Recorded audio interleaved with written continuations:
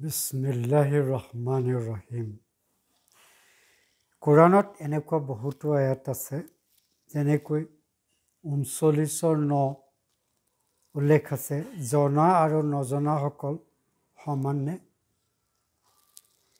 ইয়াত জোৰ দিয়া হৈছে শিক্ষা আৰু জ্ঞানৰ আৱশ্যকতাৰ ওপৰত।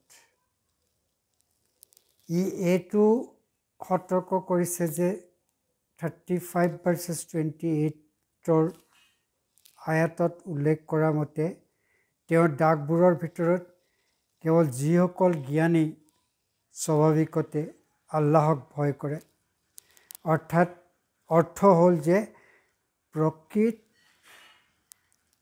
ভক্তি আৰু উপাসনা কেৱল জ্ঞানৰ দ্বাৰা সম্ভৱ হয়। সংক্ৰামত ধৰ্ম আৰু উপাসনা কেৱল জ্ঞানৰ দ্বাৰা সম্ভৱ হয়। সংক্ৰামত ধৰ্ম বিজ্ঞানৰ জ্ঞানৰ আবদ্ধতাত প্ৰতিফলন আৰু অনুসন্ধানৰ যথাৰ্থ ফলত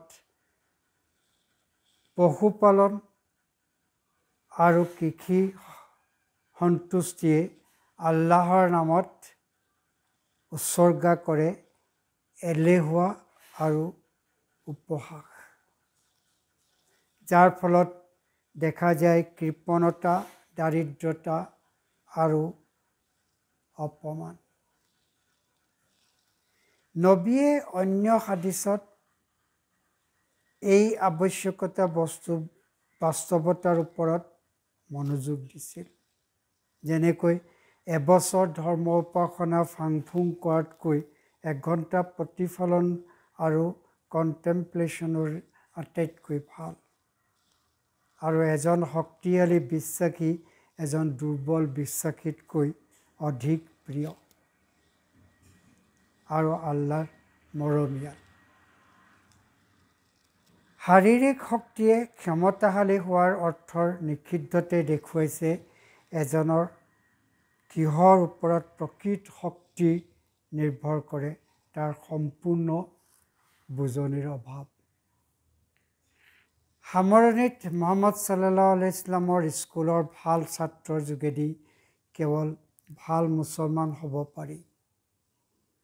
এই দৃষ্টিভংগী প্ৰদৰ্শিত কৰিছিল জাফৰ ইবনে আবি তালিব ৰাদিয়াল্লাহু আনহুৱে, নবীৰ কাজিন হয়, যিজনে কুৰেশীবিলাকৰ নিষ্ঠুৰ যন্ত্ৰণাৰ পৰা বাচিবলৈ আবিছেনিয়ালৈ প্ৰব্ৰজন কৰিছিল। তেওঁ এদিন আবিছেনিয়াৰ শাসকক কৈছিল, সেই ৰজা পৰস্পৰৰ মাজত হত্যা কৰাইছিল। তেওঁ আবিছেনিয়াৰ ৰজাক কৈছিলে, সেই ৰজা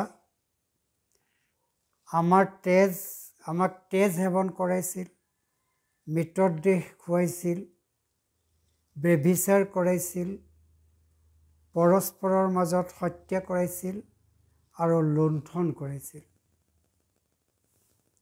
শক্তিশালী জন দুৰ্বলক শোষণ কৰিছিল।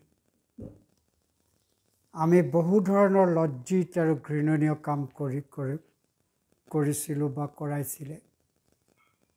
বুখাৰীৰ পৰা উদ্ধৃত। নবী মুহাম্মদ সাল্লাল্লাহু আলাইহি ইছলামে তেওঁ মানুহৰ বাবে বিশ্বাস, ইবাদত আৰু ভাল আচৰণ, মুঠতে জীৱনৰ সকলো ধাৰা প্ৰয়োগ কৰিবলৈ শিকাইছিল।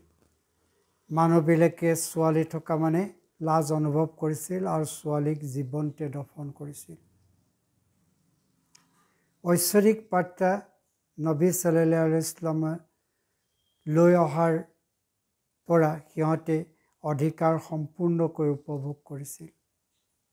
এদিন এজনী ছোৱালী নবীৰ ওচৰলৈ আহি আপত্তি কৰিলে, হে আল্লাহৰ নবী, মোৰ আব্বাই মোক জোৰ কৰি মোৰ খুৰাৰ পুতেকৰ লগত মোক বিয়া দিব বিচাৰিছে। মই তেওঁৰ সৈতে বিবাহ হ'ব বিচৰা নাই। নবী সাল্লাল্লাহু আলাইহি ইছলামে তৎক্ষণাৎ বাপেকক মতাই আনি সতৰ্ক কৰি ক'লে, এনে নকৰিবা। বাপেকে প্ৰতিজ্ঞা কৰি ক'লে, এনে নকৰোঁ। তেতিয়া ছোৱালীজনীয়ে ঠিক ক'লে, হে আল্লাহৰ নবী, মোৰ আব্বাক বিৰোধ কৰাৰ ইচ্ছা নাই মোৰ। মই কেৱল ইয়ালৈ আহি জানিব বিচাৰিছোঁ, ইছলামে এনে কৰিব জীয়েকহঁতৰ ক্ষেত্ৰত অনুমোদিতনে, যে জীয়েকৰ অনুমতি অবিহনে যাৰে তাৰে লগত বিবাহ দিব।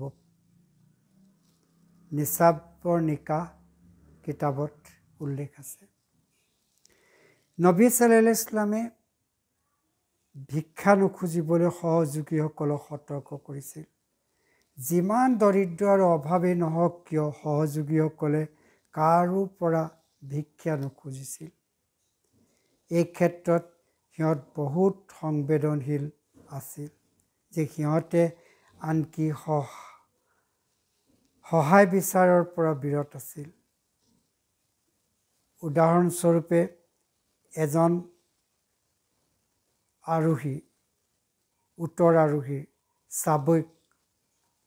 চাবুক উটৰ পিঠিত থকা অৱস্থাত পৰি গ'লে উটৰ পৰা নামি তাক উঠাই লৈছিল।